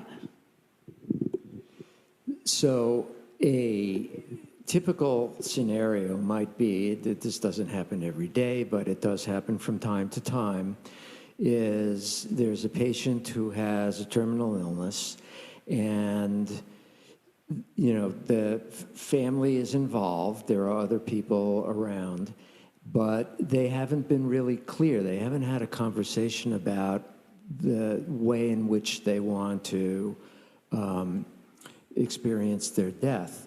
And, there are lots of emotions that are going on here. And one example that stands out for me is, often people with lung disease or heart disease, as well as other diseases, the way they die is a cardiac arrest. The heart will stop breathing and will stop beating, and it's considered a sudden death. So rather than being sort of calm and expectant about this, which is very, very difficult to do, very difficult to ask, which is why being involved in palliative care and hospice is really a huge benefit at that point, somebody picks up the phone and calls 911. So the EMS will arrive. They will transport the patient, and if it's an ALS truck, an advanced life support truck, they will be intubated, and somebody will be pumping on their chest. They'll get to the emergency department, and they'll be resuscitated in the sense that the heart will start beating again. They'll have circulation and a blood pressure, but they'll have cognitive impairment. They may wind up in a coma. They have a tube in their throat, and then they wind up in the intensive care unit. That's a lot harder to make the decision at that point about what to do, because there's all sorts of strong emotions, guilt, and so on, and you're going to cause them to die, or you're going to kill them. Those kinds of things are going through one's mind. So at that point, it's a very, very difficult situation, but I saw it all the time. So this is one of the reasons why having the conversations, doing the planning, when the prognosis is not good, to have palliative care and even hospice involved is a much more comfortable for everybody, and there's not this panic. Anybody have a question? Well, this is an interesting thing, is that why aren't doctors referring to hospice earlier? That's the question. Because, we heard in the beginning, this beautiful lady here said, well, I heard that people can be in hospice, a year or two. But I'm the one to tell you that less than 50% of hospice patients see 2 full days in hospice care. How do you take care of someone 911ing hospice? And this is the one thing, is how can we play a role and ask the doctor that's serving us about hospice? I think the hospice 911 is probably the most challenging part of being a hospice nurse. And I've been a hospice nurse for 7 years, and I actually started my career in a pediatric brain injury unit. And our patients were living in that state. Like you said, there is something worse than death. And what sort of switched my gears of thinking was this family that had a 16-year-old who was in a terrible car accident. And they said that they were going to do everything for a year, exactly a year. And then they were going to give her their best for a year. And if she hadn't recovered at all, they needed to let her go because she wouldn't want to live like that. And they did. And I was amazed at how beautiful her death was. Her family was with her. She was loved. And then there were all these other kids that just continued suffering and were back and forth to the hospital, back and forth, back and forth. And so I switched to hospice, and I worked in a unit, and we actually we accepted full code patients, families that wanted hospice, knew that it was the end of life, but still wanted everything done. So I have participated in a couple of codes that are really, really hard to see. And now back into the home hospice setting, now we just, we get that call that a patient is really not doing well and they want to come home from the hospital, and the doctors aren't even sure that they're going to make it home, but everyone is really committed that that's what if they want to be home, then we're going to do everything we can to get them there. So, it lights a fire under you. I mean, you're calling the pharmacy and the medical equipment companies and the ambulance and the hospital, and you get them home, and it's stressful and it's difficult. And I do wish we could get them earlier. I don't know the solution to that. But hospice is an incredible benefit, and I wish that more people could take advantage of it. And I don't know if it's fear holding them back, or certainly the regulations are difficult. But it's hard to see people that could have benefited so much more from it, but only get us in those last couple of hours.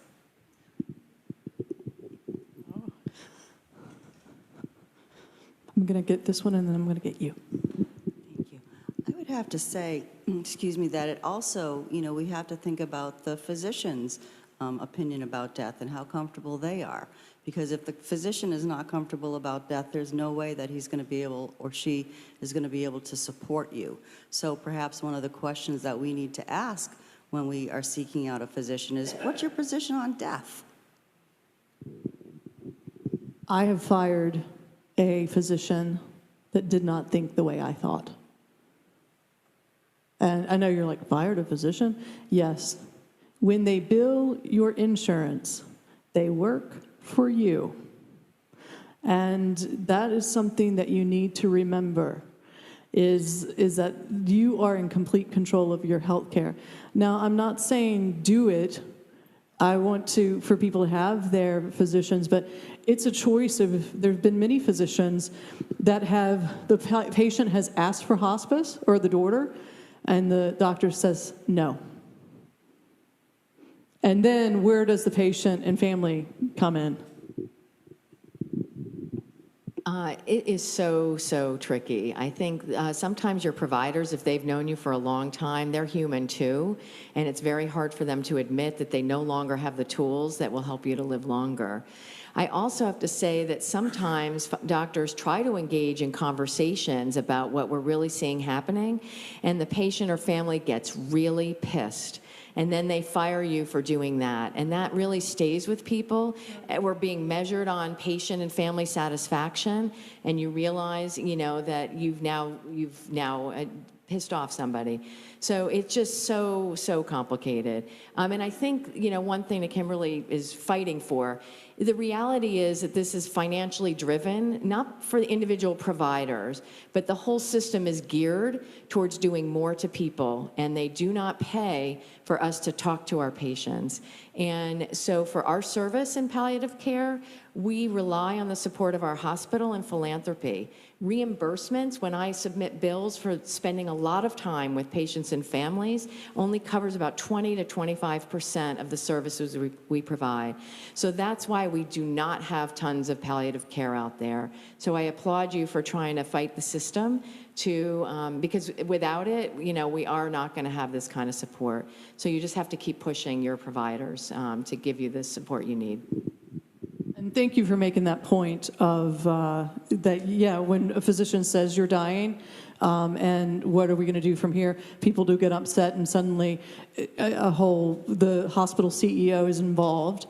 And there's just a lot of difficult situations. And let me tell you one thing, is that I know for a fact I have seen many providers knowing that they are doing harm to a patient because the family wants it.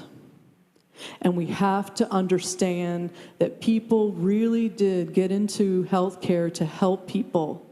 And that's sometimes really difficult when the family's saying more and more, and these fine people are seeing themselves creating more suffering. So the trump card is you. What do you want?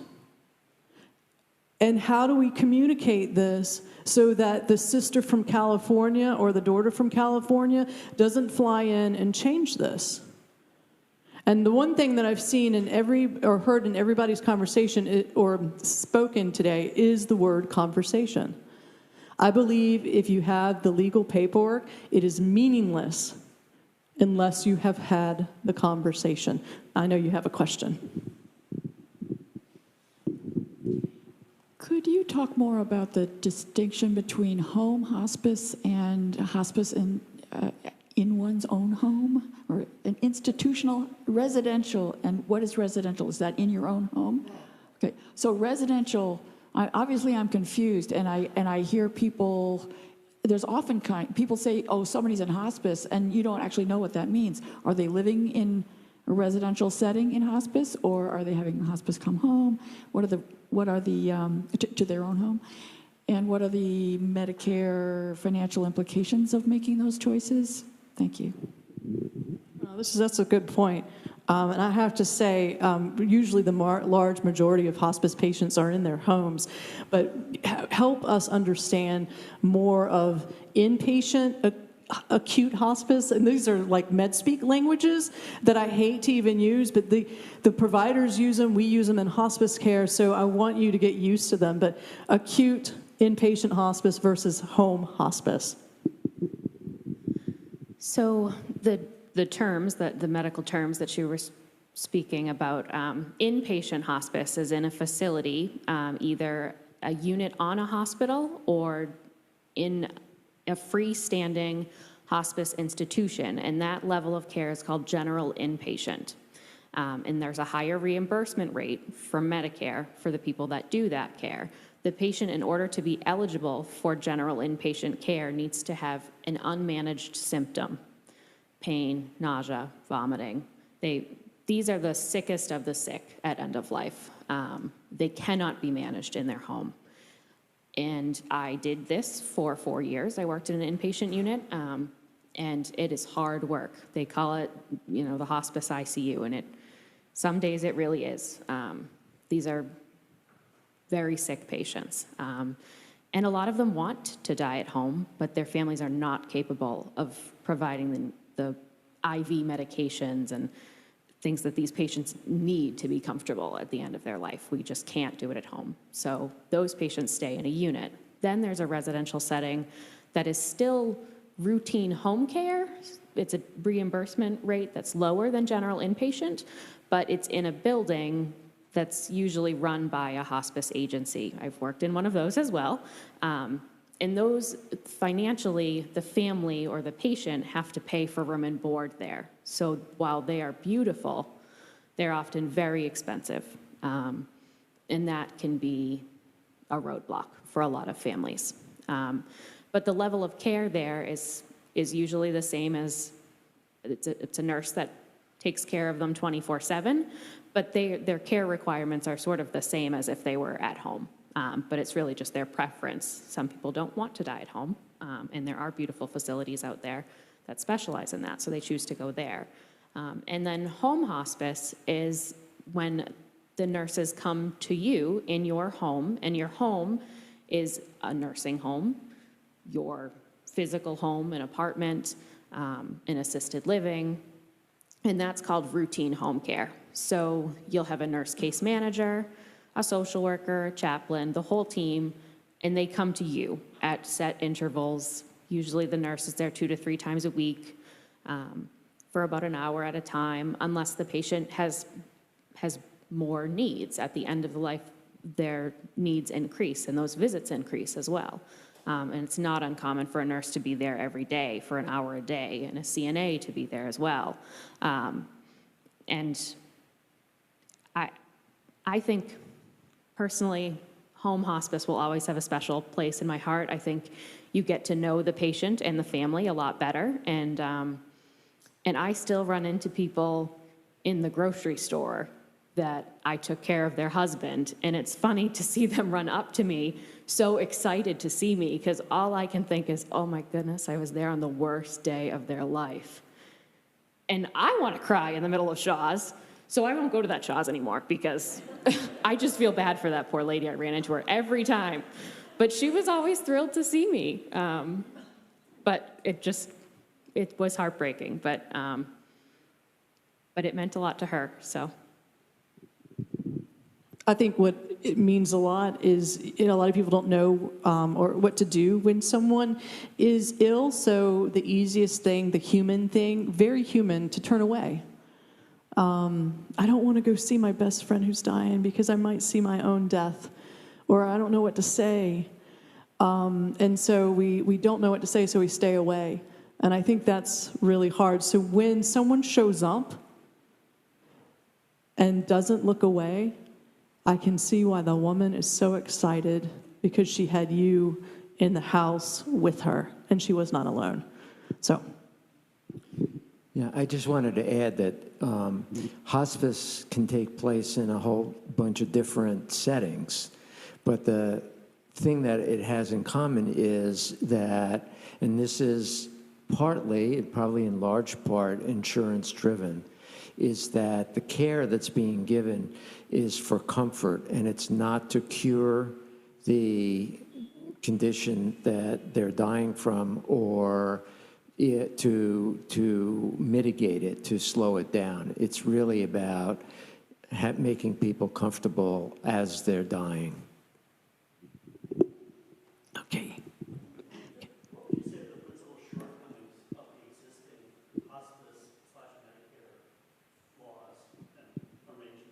All right, oh man, do you have next week available? Okay.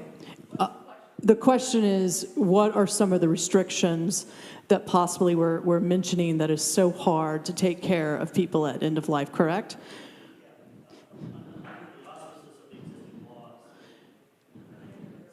The Medicare regulations. So anyone want to take this? And you can jump in, but I will try. This is the thing.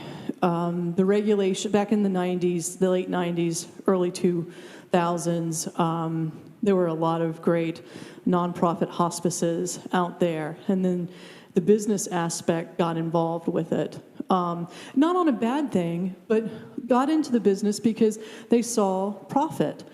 And that's not a bad thing. We're all in business, we get paid. But what happened was a lot of these mainstream hospices became profit-driven, and they were admitting individuals and playing the same game as the people who were mission-driven. And so Medicare looked at this like, we've got to come down on these people because people are actually making money on, not the hospices, but people are making money on the stock exchange off of Medicare. So the restrictions got so, and I'm going to say, if people are in hospice these days, whether you're for-profit or non-profit, they're good people. But it's really leadership and who owns them.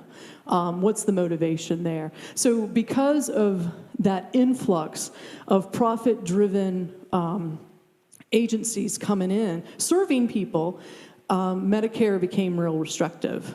And took away a lot of things like diagnoses that were really beneficial for us in hospice when we couldn't really put our finger on what was going on with the 99-year-old who was admitted in and out of the hospital and losing, 15 to 20 pounds within 2 or 3 months. And so I believe under the Medicare benefit right now, you are not able to die of old age under the Medicare benefit. Does everybody agree on that? Because we can't bill for, there's not a code. I just also talked to an executive director in New Hampshire back in the summer, and she was in tears. And I said, "What's wrong?" She said, "I have to discharge a 102-year-old on this from hospice. And I know because she doesn't fit in the requirements of 6 months or less, the disease has stabilized, and so they have to discharge." And she goes, "I know in 2 weeks she will be dead. But I can't justify it on paper." And to me, that's sort of the conundrum that is occurring, is that everyone's scared to take risk because Medicare can come after you, and we don't want that. But still, we're talking about people at end of life. And the one thing that I'm trying to really get people to understand is that hospice was never meant to become part of the medical model.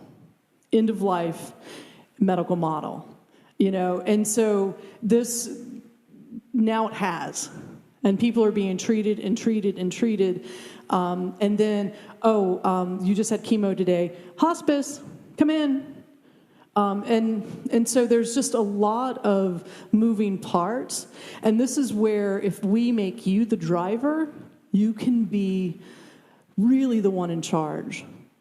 And I believe that's through education, but I do think your providers will play a valuable role in having these conversations. I have my annuals every year, and the first thing my physicians say is like, "I know you want hospice, but you're not dying yet." But we have those conversations. What is quality to me? And we joke about it now, but one day I'm going to need them when we're not joking. And they're going to know, like, she wouldn't want this. And I want them to be on the same page as my healthcare power of attorney, agent, proxy. And the one thing that we don't do well is when we become someone to speak as a healthcare agent, we feel like we speak for them. No, you speak as them. Very big difference.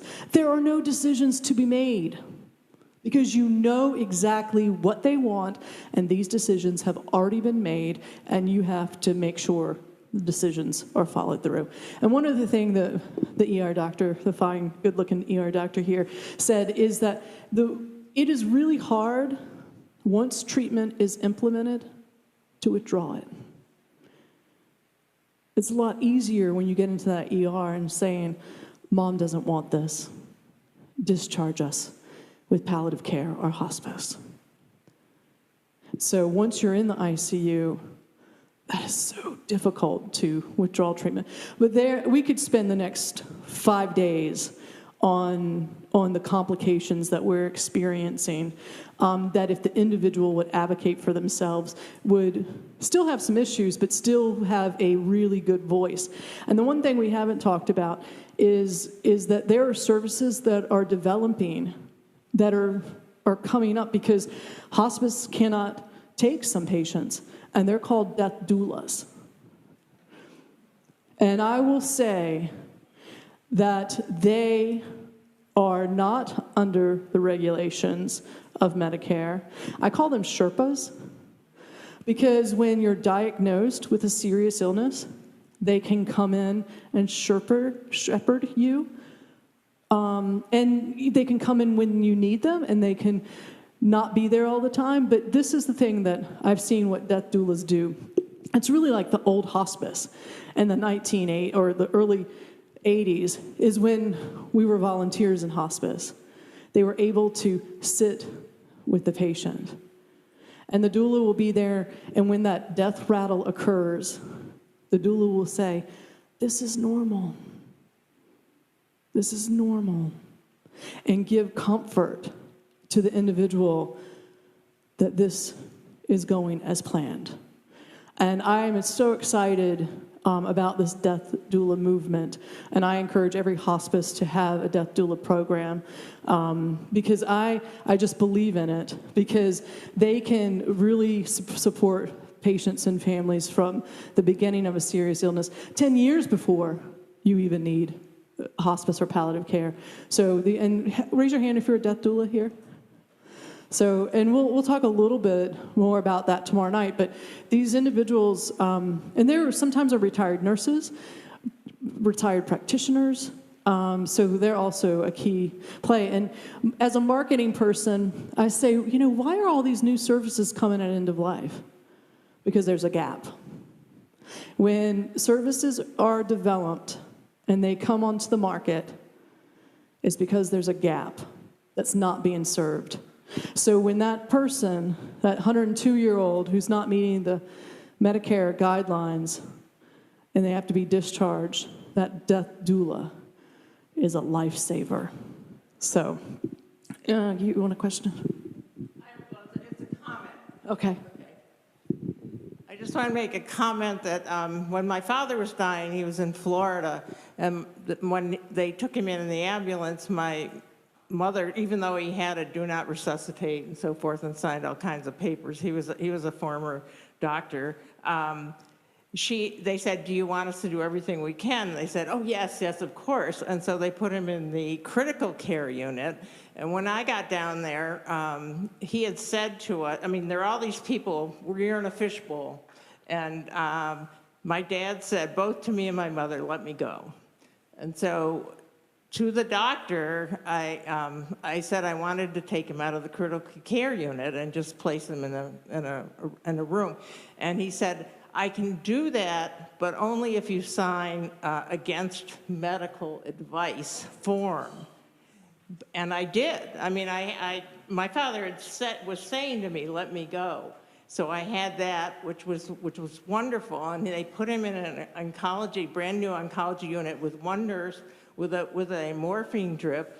And my mother and I each got to say goodbye to him. And, hearing's one of the last things to go. And so he squeezed my hand. And it was just, so I signed against medical advice, and I was able to get him out of the critical care unit. But why do we have to sign? Because what really is those 1 in a million cases that come back, and that physician is worried. But this is the thing, empowerment. She heard what her father said, and she was strong enough to say, "Okay." And it was beautiful. Does it make you... It was a good death. Because your father wanted it, and you guys were supportive of it. True. How are we doing on time? You're standing up. It makes me nervous. Any other questions? Who's coming back tomorrow night? Raise your hand. Awesome. Good. It's my understanding that Medicare will pay for an initial visit to your primary care physician or any other physician. It's my understanding that Medicare will pay for your visit to your physician to talk about end of care things. Actually, I have made such an appointment, so.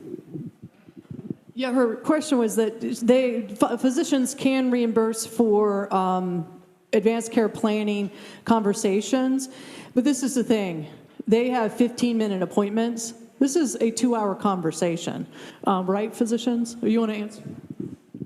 This is relatively new in the last couple of years that they have advanced care planning codes, which is starting to change practice, because it used to be doctors would simply say, "I can't bill for it, and I have too much pressure on me to be productive," and they literally felt they couldn't do it.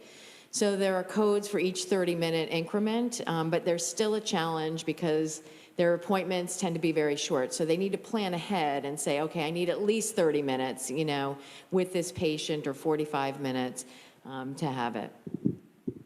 And I don't think it's wrong to call a hospice or a palliative care service and say, can I just talk to you about some of the things that's going on? Just because you talk to hospice doesn't mean you're dying. It doesn't mean it's going to happen tomorrow. But I tell you, I remember my sister, and she was pregnant with her first child. And she had meditation crap all over her house. My body can do this. Blah, blah, blah. I mean, she was going to give natural childbirth. Well, I happened to be there when her water broke. So I dropped her off at the ER and went to park the car. When I walked into that ER room, I heard a woman yelling epidural. And I looked around, and it was my sister. I was like, what happened? The good thing, and I really say this because she said, I'm disappointed I wasn't able to do the natural childbirth. And I said, Julie, you thought about it. You planned for it, but you changed your mind, and that's okay. And this is where it's really important to understand. Advanced care planning and planning for the end, you can change your mind, just like birth. I mean, it doesn't mean just because you sign the paper, this is the way it's going to go. So just know that. It's not like the end-all, be-all. First of all, I know we're running late. Thank you. Thank you. Thank you. Thank you. Y'all are amazing. And that's the great thing, is that these individuals are right down the street. And I promise you, we're going to break. But if you have questions, I'm sure they have cards. Make an appointment to go see them. Sit down and talk to them. And then you saw some death doulas in your audience. They're happy to talk to you as well, I'm sure. Thank you so much. So, Kimberly, this is just a great conversation. And where else would you have this conversation? So thank you for enabling this. So just a heads up on things to come. Tomorrow night, as Kimberly said, the nuts and bolts, more conversation about this, a little bit more, hands-on, practical, what's coming next. By the way, I also know that there is on Tuesday night in Sharon Public Library a death doula discussion. I don't have the details on that specifically, but Becky knows. Great. Next Sunday, we have a really kind of a continuation on this. Mary Crow from Care Dimensions is coming to talk about the impact on a family when a loved one declines. It's about the conversation again. And then the following week, on a Tuesday, Helen and Becky and Lynn and others are leading a conversation project workshop. So we've got a lot of this to go, and I think we can kind of get into it more as the month goes on. So I think your congregation is so innovative to even do something like this. I applaud you guys because it is about community and connection. And so I'm just thrilled that you guys have done this, the committee members who brought me here. So thank you guys. great. Thank you all. All right, have a great day.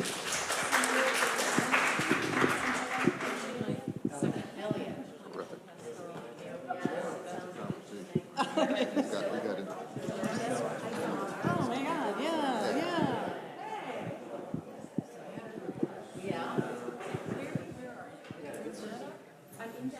You guys keep going ahead.